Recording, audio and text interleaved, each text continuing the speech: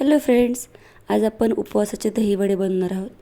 हे अगदी आपल्या रेग्युलर दहीवड्यासारखीच टेस्ट असते याची, पण खूप फास्ट बनतात, एकदम इन्स्टंट. यासाठी आपण 1 कप भगर जे असते ते घेतलेले आहे. त्याला 2-3 वेळेस छान वॉश केलं आहे. त्याच्यामध्ये 3 कप पाणी घालून शिजवून घ्यायचं आहे. नॉर्मल आपण राईस करतो जो भगरीचा, किंवा हे अशा प्रकारे मिक्स करून थोडंसं उकळी आली ना आपण झाकून ठेवायचं आहे. आणि हा असा राईस बनवून तयार होईल एकदम. तो थंड होऊ द्यायचा आहे. हा थंड झालेला आहे. हा मी काढून घेतलेला आहे एका प्लेटमध्ये. त्याच्यामध्ये 2 मीडियम साईजचे पोटॅटो घालायचे आहेत. अर्थात माझ्याकडे थोडेसे मोठे होते म्हणून मी 1.5 घातले आहेत. याला खूप छान प्रकारे असं बारीक करून घ्यायचं आहे. हा आलू ना तुम्ही ग्रेट करून घेतला तरी चालेल, म्हणजे फुटणार नाहीत तुमचे वडे. तर हे माझे खूप फाईन मस्त शिजलेले होते म्हणून मी त्याला हातानेच एकदम मस्त करून घेऊ. ग्रेट केलं तर कमी कष्ट होईल. आणि थोडंसं आपलं सेंधव नमक उपवासाचं. तर ह्याला छान असं मळून घ्यायचं आहे. तुम्ही हे जे बनवले ना, उडदाच्याला खूप जास्त किचकट असतं. हे तुम्हाला असं रेग्युलर खायला पण मज्जा येईल. आता हे उपवासाच्या ह्याच्यामध्ये मी दुसरं काही नाही घातलं आहे.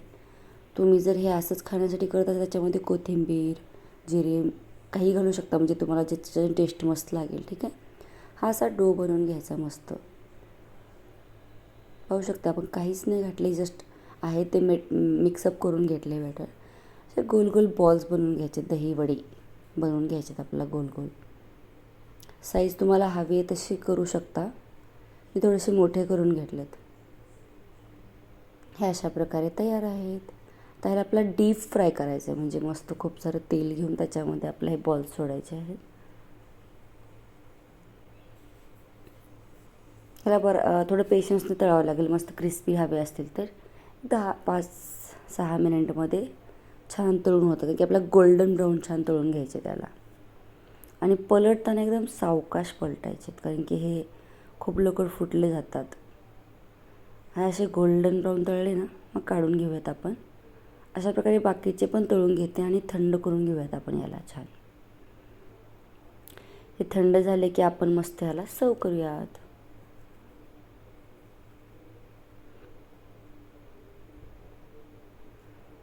हे दही थोडीशी थंड करून त्याच्यामध्ये आपल्याला साखर घालून घ्यायची आहे.